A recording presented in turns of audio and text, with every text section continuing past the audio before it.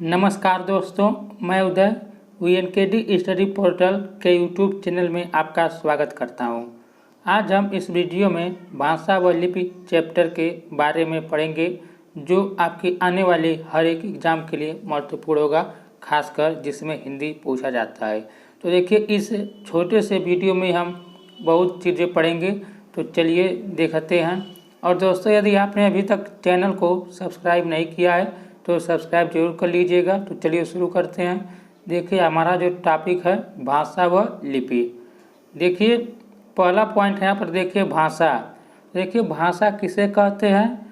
तो भाषा वह साधन है जिसके द्वारा हम अपने विचार दूसरों के सामने बोलकर या लिखकर प्रकट करते हैं तथा दूसरों के विचार सुनकर या पढ़कर समझ लेते हैं।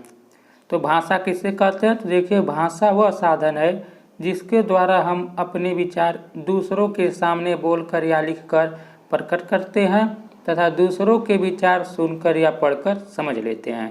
तो आपको समझ में आ गया होगा कि हम भाषा किसे कहते हैं। अगला देखते हैं। देखिए, अगला पॉइंट है हमारा भाषा के रूप।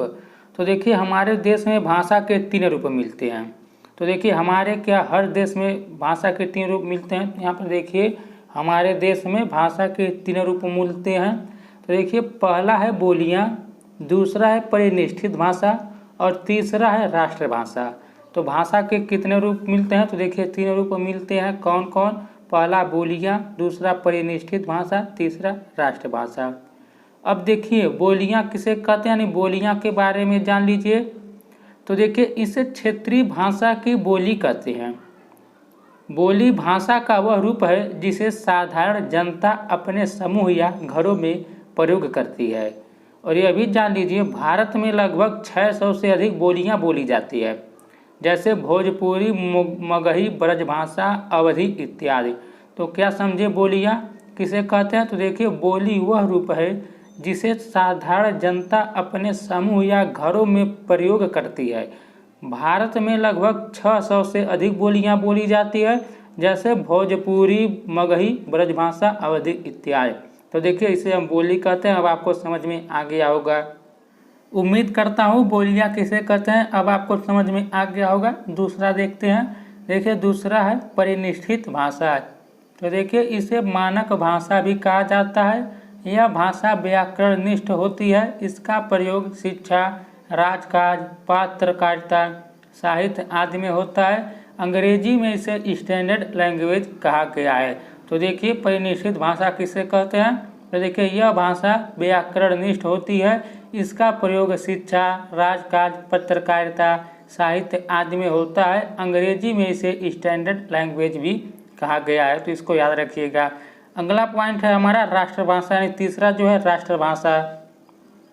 तो देखिए, जब भाषा व्यापक रूप से आगे चलकर राजनीतिक और सामाजिक शक्ति के आधार पर उच्च स्थान प्राप्त कर लेती है, साथ ही विस्तृत क्षेत्र में विचार विनिमय का साधन बनकर देश की भावात्मक एकता में सहायक होती है, तब उसे राष्ट्रभाषा कहते हैं।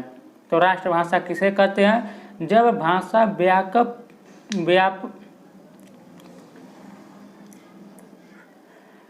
तो राष्ट्रभाषा किसे कहते हैं? जब भाषा व्यापक रूप से आगे चलकर राजनीतिक और सामाजिक शक्ति के आधार पर उच्च स्थान प्राप्त कर लेती है, साथ ही विस्तृत क्षेत्र में विचार विनिमय का साधन बनकर देश की भावात्मक एकता में सहायक होती है, तब उसे राष्ट्रभाषा कहते हैं। अगला पॉइंट है हमारा हिंदी भाषा की उत्पत्ति एवं विकास। तो देखिए, हिंदी की आदि जननी संस्कृत है। तो हिंदी की आदि जननी क्या है? तो संस्कृत है। देखिए, यह परीक्षा में काफ़ी बार पूछा गया प्रश्न है कि हिंदी की आदि जननी किसे कहा जाता है? तो संस्कृत को कहा जाता है। देखिए, अगला पॉइंट है भाषा विकास की दृष्टि से संस्कृत प्राकृत से होती हुई अपभ्रंश तक पहुंचती है। उसके बाद अपभ्रंश अवहट्ट से गुजरती हुई प्राचीन या प्रारंभिक हिंदी का रूप ले लेती है। तो देखिए, हिंदी की आदि जननी संस्कृत है और भाषा विकास की दृष्टि से संस्कृत प्राकृत से होती हुई अपभ्रंश तक पहुंचती है। उसके बाद अपभ्रंश अवहट्ट से गुजरती हुई प्राचीन या प्रारंभिक हिंदी का रूप ले लेती है। देखिए हिंदी का विकास क्रम किस प्रकार होता है, देखिए इस पॉइंट को याद कीजिएगा, यह बहुत इंपॉर्टेंट पॉइंट है, इसको याद कर लीजिएगा। हिंदी का विकास क्रम, तो देखिए पहले संस्कृत का, तब पाली, तब प्राकृत, तब अपभ्रंश, तब अवहट्ठ, तब हिंदी का। देखिए इसको याद कीजिए, हमारे साथ बोलिए। तो पहले संस्कृत का, तब पाली का, तब प्राकृत का, तब अपभ्रंश का, तब अवहट्ठ का, तब हिंदी का। उम्मीद करता हूँ दोस्तों यहाँ तक तो आपको समझ में आ गया होगा। यदि आपको यह वीडियो अच्छा लग रहा है तो वीडियो को लाइक शेयर तथा चैनल को सब्सक्राइब जरूर कर लीजिएगा, यदि इसी तरह आप पढ़ना चाहते हैं तो। अगला पॉइंट देखिए, हिंदी भाषा का विकास। तो देखिए हिंदी भाषा के विकास को जो है 3 भागों में विभाजित किया गया है। तो देखिए इसके विकास को 3 भागों में विभाजित किया जा सकता है। तो देखिए एक है प्राचीन भारतीय आर्य भाषा। तो देखिए इसके प्रयोग का काल क्या था, तो देखिए 1500 ईसा पूर्व से लेकर 500 ईसा पूर्व तक था। और दूसरा भाग क्या है इसका, तो एक है मध्यकालीन भारतीय आर्य भाषा। देखिए इसका जो प्रयोग काल था 500 ईसा पूर्व से लेकर 1000 ईसा पूर्व तक। और देखिए तीसरा जो है आधुनिक भारतीय आर्य भाषा। तो देखिए इसका जो प्रयोग काल है वह 1000 ईसा पूर्व से लेकर अब तक है। तो देखिए हिंदी भाषा का विकास, देखिए इसको कितने भागों में विभाजित किया गया है, तो देखिए 3 भागों में। कौन कौन, प्राचीन भारतीय आर्य भाषा जो 1500 ईसा पूर्व से लेकर 500 ईसा पूर्व तक, और दूसरा मध्यकालीन भारतीय आर्य भाषा जो 500 ईसा पूर्व से 1000 ईसा पूर्व तक, तीसरा है आधुनिक भारतीय आर्य भाषा जो 1000 ईसा पूर्व से अब तक प्रयोग किया जा रहा है। देखिए अगला पॉइंट है हमारा हिंदी भाषा का विकास क्रम। देखिए यह बहुत इंपॉर्टेंट पॉइंट है, इसको आप जरूर याद कर लीजिएगा। देखिए हिंदी भाषा का विकास क्रम, तो देखिए हिंदी भाषा का विकास क्रम कितने भागों में बांटा गया है, तो देखिए 3 भागों में। कौन कौन, एक है प्राचीन भारतीय आर्य भाषा, दूसरा है मध्यकालीन भारतीय आर्य भाषा, और तीसरा है आधुनिक भारतीय आर्य भाषा। अब देखिए हम इनके बारे में एक एक करके पढ़ते हैं। तो देखिए पहला जो है प्राचीन भारतीय आर्य भाषा, इसको 2 भागों में बांटा गया। तो इसके अंतर्गत जो पहला है वो वैदिक संस्कृत है और दूसरा जो है लौकिक संस्कृत है। तो देखिए प्राचीन भारतीय आर्य भाषा को 2 भागों में बांटा गया, पहला जो है वैदिक संस्कृत, दूसरा जो है लौकिक संस्कृत। दूसरा है, देखिए दूसरा क्या है, मध्यकालीन भारतीय आर्य भाषा। तो देखिए इसका समय सीमा आपको मैंने बताया कहाँ से कहाँ तक है, तो 500 ईसा पूर्व से लेकर 1000 ईसा पूर्व तक है। और देखिए मध्यकालीन भारतीय आर्य भाषा को भी देखिए इसको 3 भागों में बांटा गया। तो पहला पाली है, दूसरा प्राकृत है, तीसरा अपभ्रंश है। तो मध्यकालीन भारतीय आर्य भाषा को कितने भागों में बांटा गया है, 3 भागों में, पाली, प्राकृत और अपभ्रंश।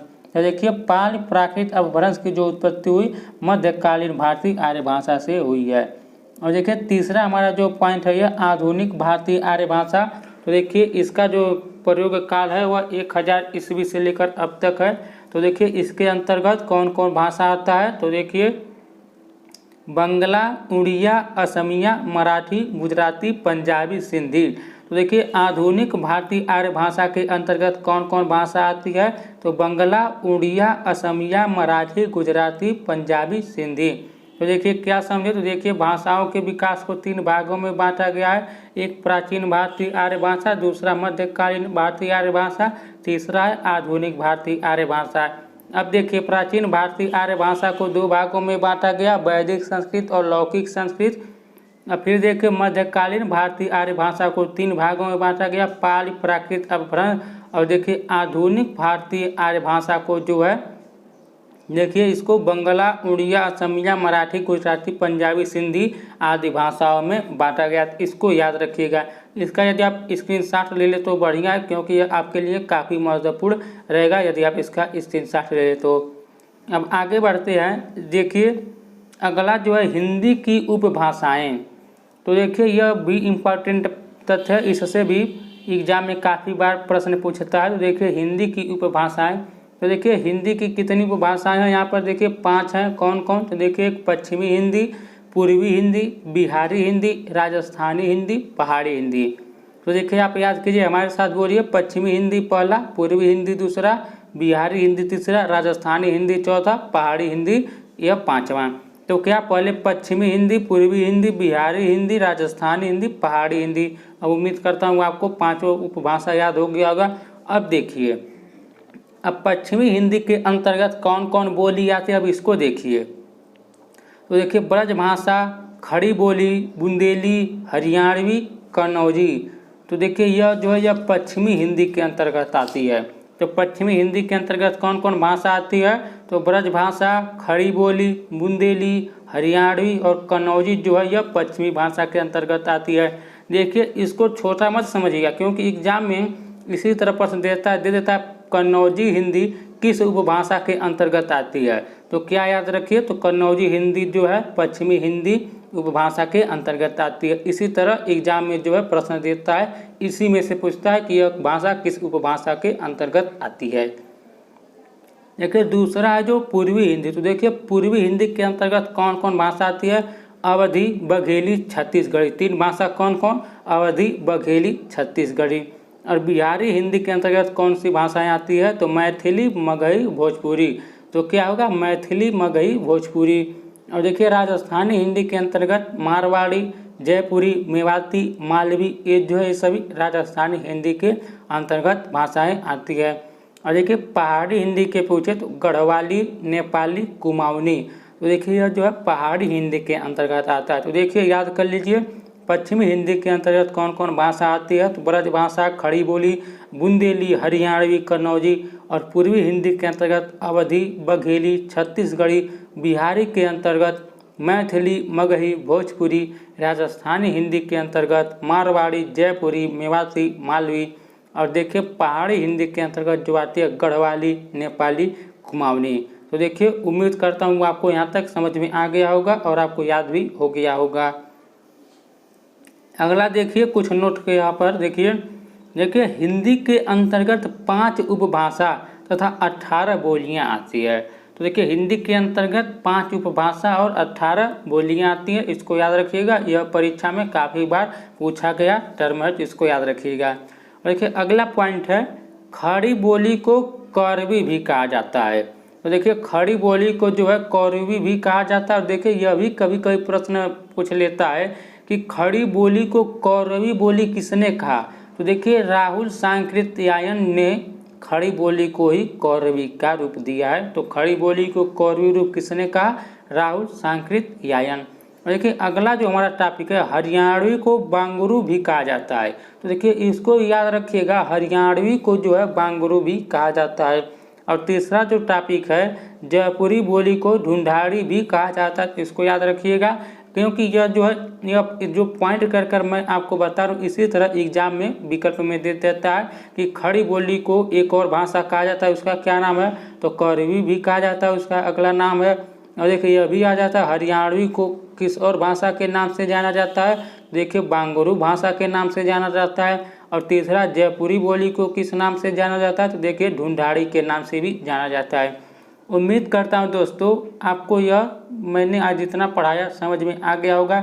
यदि समझ में आ गया है और आप डेली इसी तरह सामान्य हिंदी पढ़ना चाहते हैं तो चैनल को सब्सक्राइब जरूर कर लीजिए।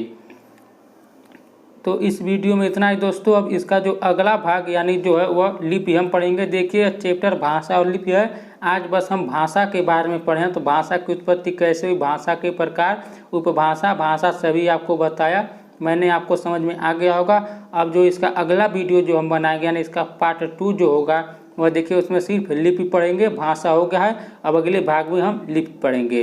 तो यदि दोस्तों आप डेली इसी तरह सामान्य हिंदी पढ़ना चाहते हैं तो चैनल को सब्सक्राइब जरूर कर लीजिएगा। तो इस वीडियो में इतना ही, नमस्कार।